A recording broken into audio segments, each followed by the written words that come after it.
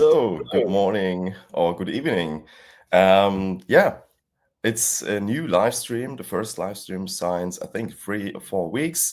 And now with a very, very special person, Ben Rose, Co-CEO of VeVe. It's very nice to have you on the channel today, Ben. Yeah, Hey, how are you? great to be here. Guten Tag and guten Abend and hi everybody. So, yeah, we're doing a live stream today. I have some questions for you, but I think the best start into these types of interviews is, yeah, to talk a little bit about you for the people who don't know you right now, because you are not so long in the company. I think since 2 months roundabout, 2 months. Yeah. and that means maybe some people don't know you. I mean, your name is pretty obvious, Ben Rose, but what's your role in the company and science? Yeah, and what's your daily business in the company? Sure. So I'm Ben. I'm co-CEO at VeVe. So David, you and I, we share the CEO responsibilities.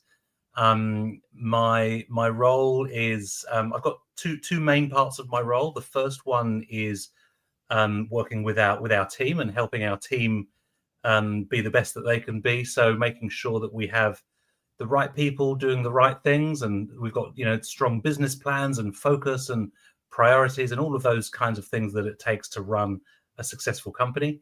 And then separately is working with the community. So making sure that we have conversations like this one to share what's happening inside the business with the community, to communicate updates, get feedback, and so that's what I'm here to do. Sounds great. And I mean, for me personally, I saw a big change, a very good change with you on the top. I mean, it's probably for the most people very confusing because we had the last 2 or 3 years not so much conversations with the team. We had some AMAs and then they stopped the AMAs and then there was no conversation with the community. And yeah, I don't know, why did this happening? Was it your attention to communicate more with us, or what happened behind the scenes? So our business started off as just David and Dan, two people with an idea, and then grew very quickly. And so what happened to us, which is what happens to lots of startups, is the founders end up doing a lot of different things and they get busy. And unfortunately, one of the things that fell by the wayside that we didn't do as well as we could have done was communication. Not because they didn't feel it was important, but just because they were so busy building this platform. So they recognize that that's a gap. They recognize that that's an issue. And it was them who decided to hire a co-CEO to come in and address that issue and a few other challenges. So I think overall, as a business, we're pretty young. What we've achieved in a short period of time is pretty impressive.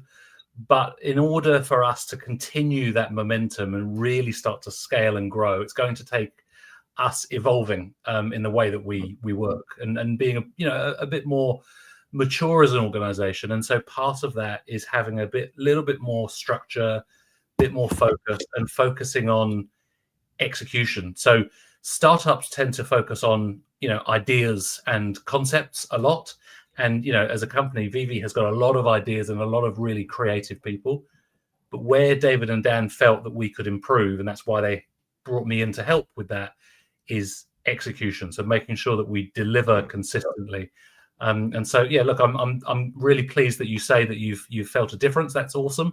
That's deliberate. So we are really focused now on making sure that we deliver, we execute, and also that we communicate. Yeah. I mean, you're now 2 months in the company. How does it feel to work with the team?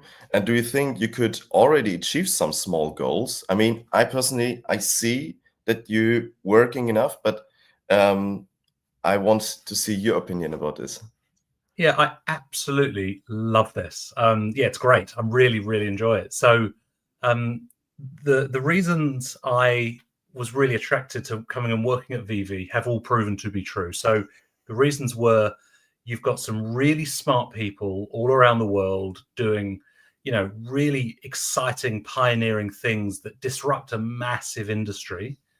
The community, the passion in the community is just unbelievable. So to have a community that's that engaged, and that's a huge opportunity. And of course, there's a lot of people who were part of the community previously and historically and no longer are. Well, that's a big opportunity to show them that VeVe is worth coming back to and engaging with. So look, I've really enjoyed it. David and Dan have been great at giving me the ability to really make change and make decisions. The team have been really welcoming with us, and I think the speed that we are working at has been really invigorating. So yeah, look, I love it. And your question, if I felt that I've been able to make change, look, I'll let our actions speak for that. So you made a point before that you've seen a bit of a difference. That's fantastic. So hopefully that's something that that continues, and I'm certainly working hard to make sure it does. I mean, that's a good point, because I mean, the VeVeverse is a big part now and a big priority. And was what even seen in the last few weeks with the VeVeverse already, was it planned, or did you set it in motion yourself? So look, I won't take credit for the VeVeverse. That's the brainchild of Dan and David and Devin in our business and others across our business. Where I think I have added value since I've joined is helping the business focus and prioritize. So we can't deliver everything. There are some key things that we need to deliver. So we've now got a really clear, focused business plan for the organization, and VeVeverse is right at the top of it. So a lot of the stuff that I do as co-CEO is not visible to the community, and it involves sitting down with our teams, going through work streams and understanding what is it going to take for us to get this thing live, whether that's from a development point of view, from a marketing and positioning point of view, or a monetization point of view. There are lots of different parts to our business. So the focus on delivery and execution is where I've been really focused with the team. And the VeVeverse is one of those things that, as you know, we've wanted to deliver for a long time. Well, we are now delivering it. And so you'll see, more of those sorts of things coming. There's no shortage of great ideas at VeVe. So I'm lucky to work with, people like Dan and David and the whole team internally who are absolutely visionary. Loads every day we have new ideas of what we could do. I think the challenge for us is focusing and prioritizing on which are the ones that we should do and should do now. Thank you so much, Randy. Greetings from Singapore. When my little pony, I don't know what you mean with this. One of the hardest parts of this job is I know the IPs that we are negotiating with, and I know what's coming. And the hardest part is not telling you. There is so much good stuff. So it's genuinely really hard because it's exciting. So I'm not going to answer Randy's question, and I'm not going to answer anybody's question about specific IPs. But just put it this way: there are new ones coming in. There are, comic publishers we're talking to. There's so much cool stuff happening, and it's not about soon. It's happening now. Okay, very interesting. Good to know. Maybe to Christmas. But let's see. I have later also a question about Christmas. That means, of course. Let's see. Yes, let's stay by the VeVeverse. I mean, you probably also saw the VeVeverse from inside, right? Yeah. I mean, what were your first thoughts when you saw the VeVeverse? I mean, you are also from crypto. That means you have some, some other metaverse, maybe. What was so first? I asked to see the VeVeverse as part of my due diligence and interviewing process when I was first looking at the role and talking to David and Dan. I asked to see the VeVeverse because I'm well aware of the discussions that have been had around it, the timings. So I said, okay, let me see it. I want to understand, is this real? Has this happened? And let's get into it. And look, so coming from a crypto and Web3 background, I absolutely understand the power of community. And so for me, seeing the VeVeverse and understanding that this is a place where I can share my passions with other collectors, that's a game changer. That is an absolute game changer. You can see behind me, I'm a physical collector. I've got comics and all that kind of stuff, and it's here in my home. So I can show you it, and I can show you me interacting with it and engaging with it. That's not the same. That's not the same. So when I have friends who come over and we geek out about the stuff that we're into, that's awesome. Well, the VeVeverse excites me because and I know that your friends in the VeVe community, they're not all in Germany or Singapore, they're all around the world. Exactly. So how amazing that next year you can have them over and you can do this kind of stuff. So I just think I think it's a real game changer for us, and I think it's a game changer for collecting in general, not just digital collecting. Absolutely. I mean, I'm dreaming for years now about the VeVeverse and to engage with my community as well, you know.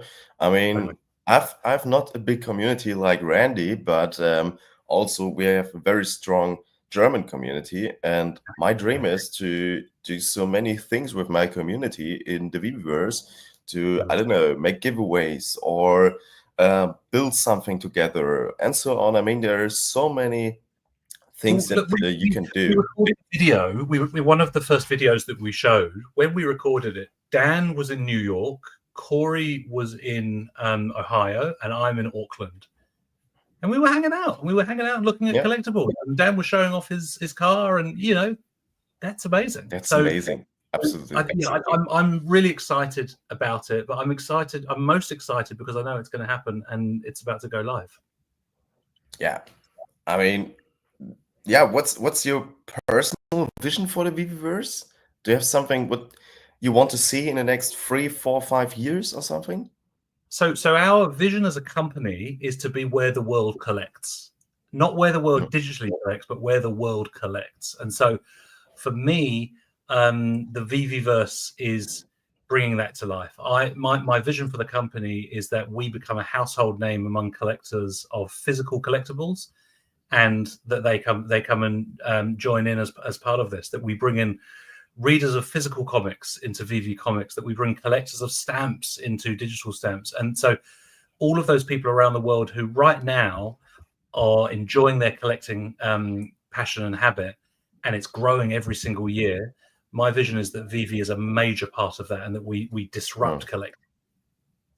I mean, it was very interesting. For the people who don't know, I'm now in Singapore right now. And we also went to some shops and collector stuffs. And we also saw these memory corners here. And if I don't know if you see this, there's also the VeVe logo on the top. It's the, I think, Series 9. And it was a bit shocking for us to see VeVe in Singapore, you know. Then you feel, oh, okay, it's going bigger and bigger. We've got VeVe fam in 180 different countries. So and it's not enough. We want to get bigger. But look, the point you made about the physical one, that's a really interesting point. Phygital collecting is growing massively. Look at the success of the penny black that we did. Look at some of the pilots that we've done with Louboutin, with Funko previously.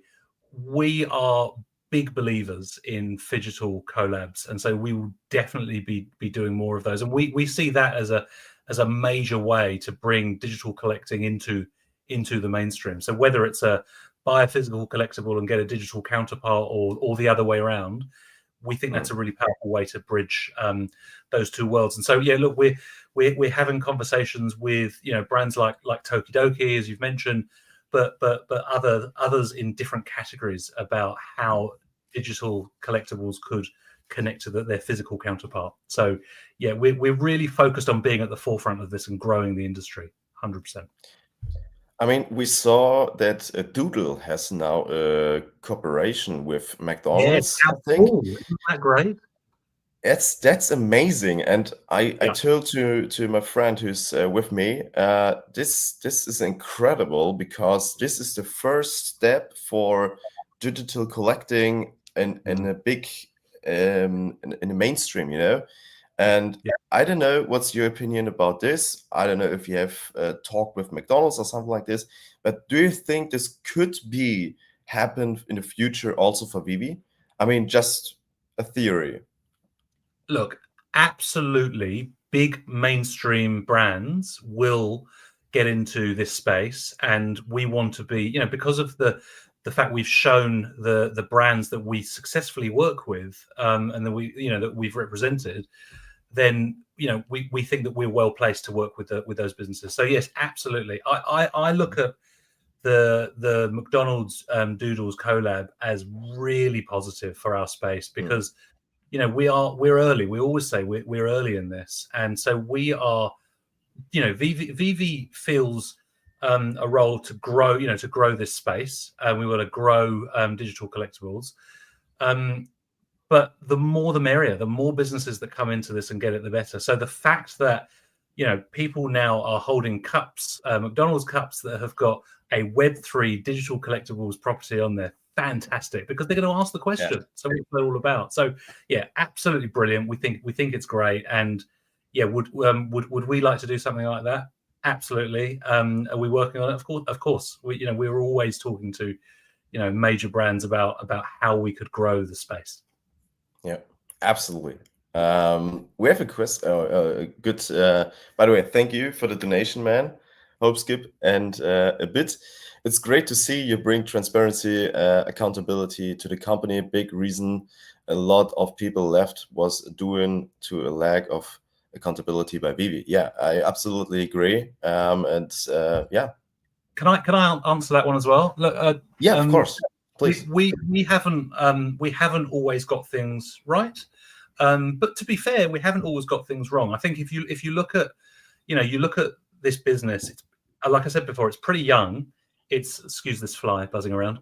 It's a pretty young company, and it has done a lot. It's been very, very ambitious. It has done a lot. Like if you list the developments, the new functionality, and the new IPs, you know, there's a lot.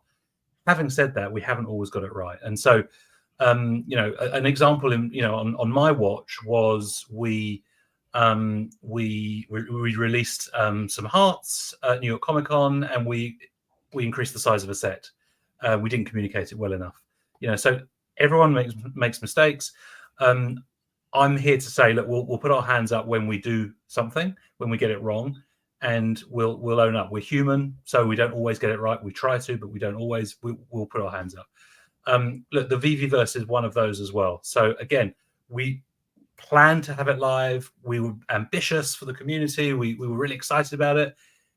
Did we get it together and deliver it in, as quickly as we'd said we would? No, we didn't. And so look, we've done that. We've put our hands up. You know, Dan jumped on a video to say, look, no, we didn't, but we're going to make that right. We're going to launch it, and that's what we're focused on. So look, I really appreciate Hop, Skip, and a Bite. Really appreciate your comment, and yeah, look, certainly here to be accountable, and we won't always get it right. We'll definitely try to, but we'll put our hands up when we don't. Yeah. Good morning from Germany, Snickers. Good morning. Nice to see you here. I have some questions for you. I think that's quite different to the other topics we had already. I mean, you have a LinkedIn profile, and we already saw, okay, you change your job every 2 to 3 years, and you explained this already, I think, in the first interview, why you're changing so often your job. Do you think VeVe is at this time different, that you can maybe stay over 3-4 years? So I don't know. the big difference for me with VeVe is that I'm older at VeVe. So I came to VeVe not, and this is very deliberate, not as just an employee, but also as a shareholder. So that was really important to me for a number of reasons. The first one was I you know, when you're joining two founders in their business, it's important that they, you know, this is a big decision for them, and I wanted them to feel that I had some, we call it skin in the game in English. So I, you know, that I'm not just here to take their money and disappear. I'm here to genuinely grow the business, and being a shareholder means that that kind of aligns my incentives with the company's incentives. If the company does well, then I do well. So that's, I think, the first point. In my career, I've always been excited by growth and challenges, and VeVe, if you think about the size of collecting, and I say this in all of my interviews, it's $400 or $500 billion every single year and growing. VeVe is very small in comparison to that. So the future growth of this company and of this industry, I believe, is enormous. And we're not going to do that. We're not going to get there in a year or 2 years or 3 years. So yeah, I absolutely intend to be part of this business for a long time, and as long as they'll have me, and as long as we keep growing this industry. Yeah, that's great to hear, because I think for many people is this a big question, because they saw your LinkedIn profile and think, oh, okay, this guy is maybe leaving us in 2 or 3 years again. So that's great to hear that we maybe can have you a bit longer in the company to build this company up. Yeah, it's great to hear. Absolutely. Thank you.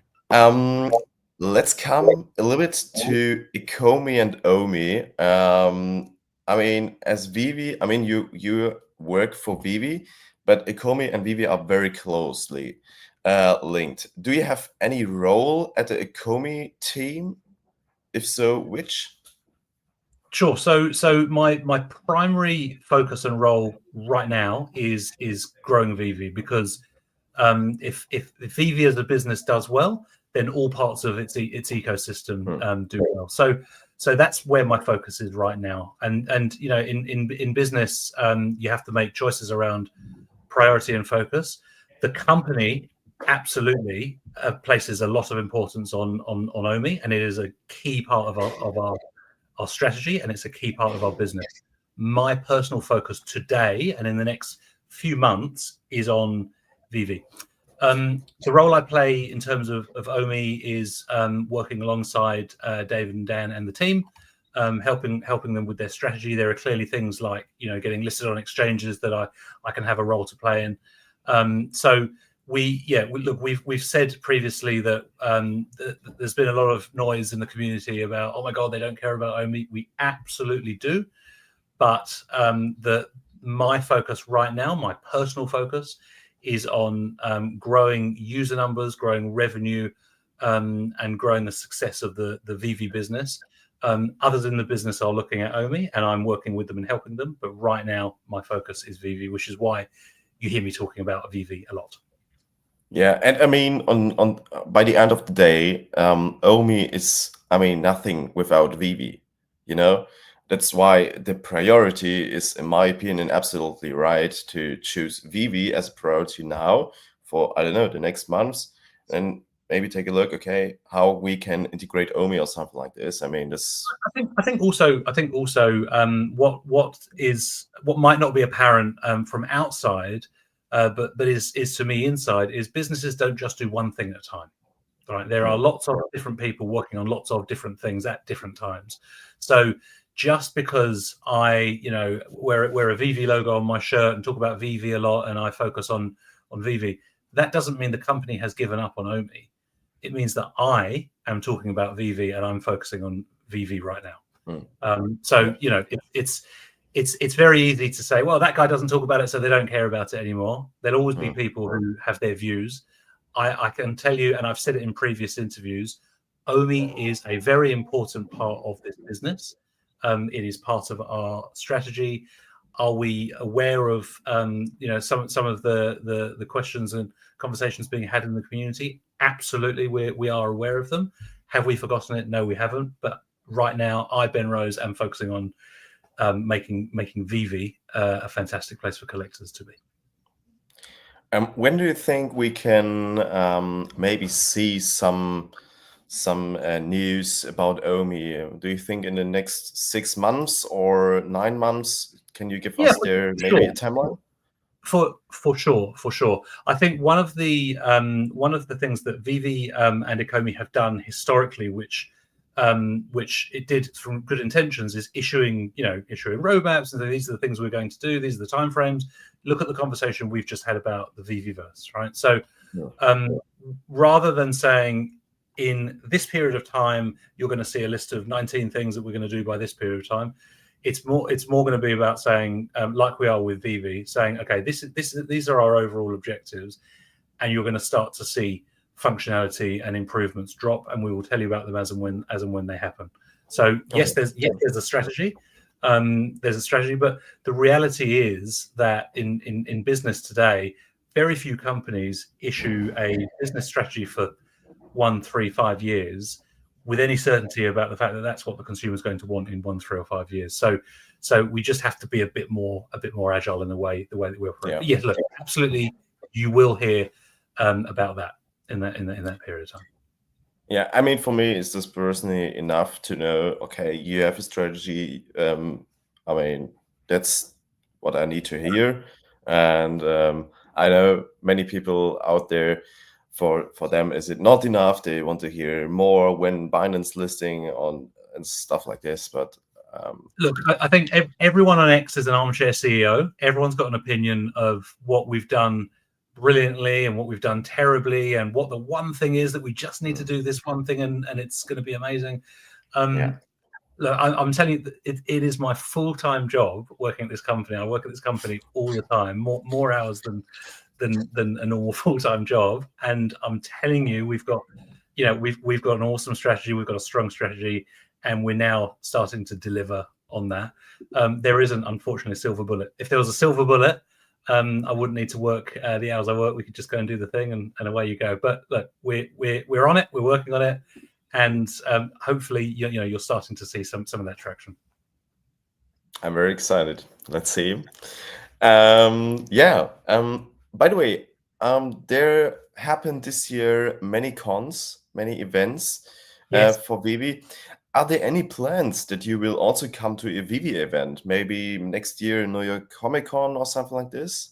Yeah, absolutely. The only reason I didn't come to New York Comic Con was because the team had organized it long before me, and everyone had their tickets booked, and I didn't feel right taking somebody's space. So yeah, look, I absolutely will be there. I can't wait. But also we're going to do more than we've done previously. So previously, we've done the big US events. We're looking now at what's our strategy and our plan for having a bit more presence outside that. So might we do some smaller events in some other places? Might we work with the community in different places? So we're working that out at the moment. I've got a few new team members coming in our customer and events team who are going to help us start to plan some of that out. We've got some of our awesome VeVe fam have had some really good ideas they shared with us too. So yeah, look, I will be absolutely out to meet the VeVe fam at events, but we're trying to next year, we want to do a little bit more than we have previously, because as I said before, we've got community in 180 different countries, and so we need to make sure that we reflect that. Sounds great. I mean, an event like the Singapore Comic Con, it's I think on the 7th December or something like this. I think in 2 weeks. I mean, is this maybe an event that you will also join in the future? I can't commit to specifics because we haven't planned it out yet. What we intend to do is we intend to have a presence at the sorts of events that you've seen us at in the past, comic events, Decon, those kind of things, but also more physical collecting focused events where there are groups of people who right now are not on the platform, but they are getting together and they're engaging in the stuff that they love. I want VeVe to be part of those conversations, and that's how we will, by becoming a presence and a bit of an authority in those worlds, that's how we're going to start to bring physical collectors into the digital world. Do you have any goal for reaching do you want to reach for the company in the next year, like user growth, or release the VeVeverse? I mean, we know the time frame now, but are there any other big goals you want to achieve? Yeah, so I've taken the business through. We launched a plan very recently, and because I'm a former marketer, we gave it a name because you have to, and I've called it the Day One Plan. So we're moving from 1 day ... to day one, and that day one plan is a 12-month action plan around delivery, and it's got, you asked, do I have goals and numbers?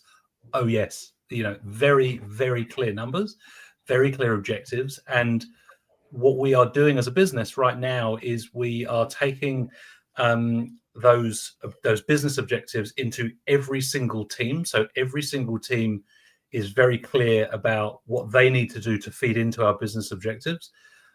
We're also taking every single staff member through a process right now of having objectives and key results against each of those. So every single person in our business, by the time we start 2025, is going to have a very clear set of deliverables and objectives, and they'll know exactly how they're doing on those, and those will feed into their team, and those will feed into our business. So yeah, we've got numbers up the wazoo, but very, very clear about the specific ones we want to hit. Sounds great.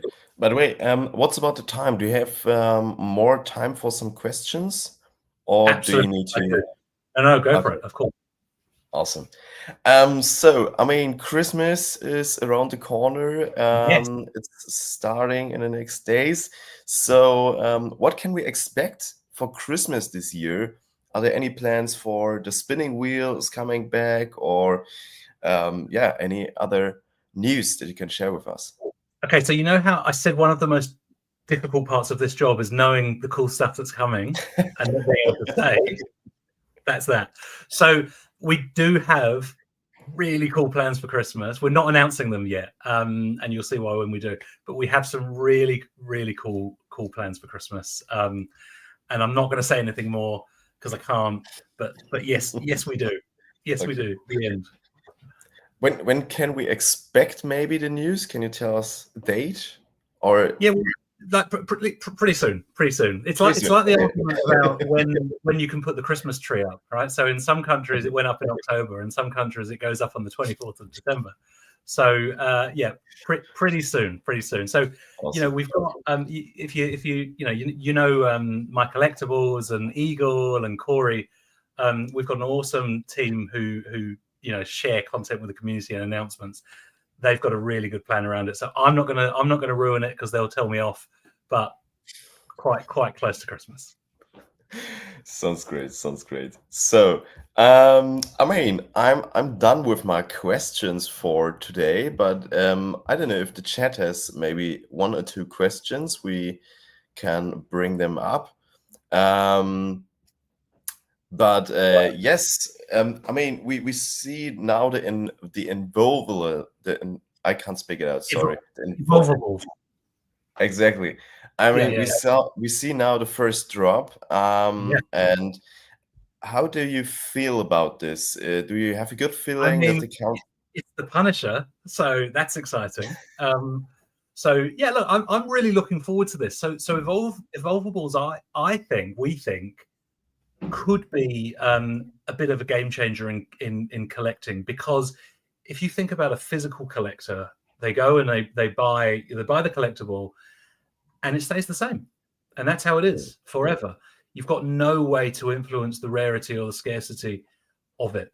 What Evolvables does is it gamifies that whole experience, and you can start off, and then through burning you can earn a different variant of that collectible. So look, we think it's pretty cool. We've done a lot of work on the mechanic and on the experience of the drop, so doing it over successive days. So it becomes an event. It becomes a drop and crafting event. So I'm really interested to see how it goes. I've got high hopes for it. Look, is it gonna be amazing? I hope so. I think so. Let's see, right? Let's see how the community enjoy it. But I'm absolutely delighted that the Punisher is our first one, because we love working with the guys at Marvel, and it's a first appearance, so that's exciting. I think that the Evolvables drop model could play a big part in the future of collecting. So let's see. That is a very interesting question. Would it be possible to use the waitlist for the crafting for evolvables in the future to be fair among all users? I think that's a great question. Yeah, so you can't please all of the people all of the time. And so one of the principles that is really important to us is rewarding users and community members who have been with us for a long time and engaged a lot with us. And that's why we have the Master Collectors Program and the MCP points. And so we want to reward loyalty, and we want there to be value in how we recognize that. So at the moment, that's why we approach it that way. I absolutely get what you say. And so what we've tried to do with Evolvables is we've tried to appeal to both sides. We've tried to appeal to those who are going to have the MCP points to burn, but we've also made the common a really accessible price point. So for those who aren't into doing that and aren't wanting to complete the set, we've made it a really accessible price point. So if you compare that to some other drops that we do with a higher entry price point, what we're trying to do is we're trying to appeal to different kinds of collectors. But again, we can't please everybody all the time. What we do though is we always look at the data that comes in from drops, and so we the team look at percentage sell through, how that was impacted by the edition size, the pricing, the mechanic.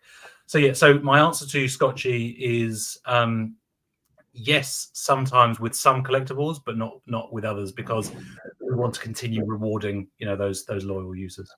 Yeah, I mean the whole system is very interesting, and I already read everything about the drop. I thought, okay, it's a very nice mechanic, but it could be too difficult for new users. I mean, the data will show us if it's too difficult for new users or users like us. But this is just my feeling. Do you think it's we need to take a look on the data, or do you think the feeling is maybe right? I don't know. It is fairly, it is fairly involved for a new user, but it's not targeted at a brand new user. So a drop like this, when there's a crafting mechanism, that means you need someone who understands this world and understands the difference between rarities and what crafting is and what MCP points are. So this is more targeted at those who are on the platform, engaged in the platform. They hold MCP points, for example. They might want to complete a set. So it's more targeted at those. If you think about some of the drops we did for Decon recently, the Nina Paloma one, the Hub the Heart, for example, it's $20. It's easy to access. Lots of people got on the wait list without MCP. So there are lots of drops that are fantastic for new users and beginners to experience, and there are others that are more complex for those who are more sophisticated in the way they collect. Do you have any plans in the company? How often do you want to use this mechanic for drops? Like from 10 drops, one, or? We've got a few thoughts about it, but we're going to see how this goes, really. Okay, and then you will see how often do you want to use it? Yeah, that's right. So we try and plan our drop slate well in advance. But and sometimes that changes. But we're really wanting to be driven by how this goes, and and we'll do others with different types of IP, and we'll see how those go too. Okay. I mean, I have one last very interesting question, because we saw in the last months, year, that we got a new web app, a new design and stuff like that. And in my opinion, it looks very, very good. But the mobile app is still, it's not the same. When could we expect an update of the mobile version? Because it's very confusing to have this design on a mobile and different one on the web app. Look, you might hear an announcement in a few days. You might. Okay. Maybe it's Christmas time. Yeah, that would be a good present for us. I mean, I'm but gonna, I'm let's gonna get see. in really big trouble now with my collectibles. He's going to tell me off, but just maybe just watch the VeVe socials and you might see something soon. Okay, thank you. So, yes, this was, I mean, for me personally, the last question, a very good question, I think. And yes, I can't say more than thank you, Ben. It was a very, very nice talk, very transparency, and yeah, I hope we can do this a lot more in upcoming Really years. I mean, your next week are you on the channel from VeVe, Yep. another German YouTuber. That means for everyone who's here, join us in the next week on his channel. And yes, And so look, and thank you. thank you Yeah, to you as well, and just the fact that you are on your holiday and you're not at home and you've taken the time to do this, I really appreciate it. So yeah, look, if you'll have me, I'd love to come on again at some point. thank you. And a big thanks also to the chat. Thanks for the donations, Hop, Skip, and a bit. And Randy, thank you so much for your help. And if you want to support me and my channel, let's subscribe or like this video between the stream.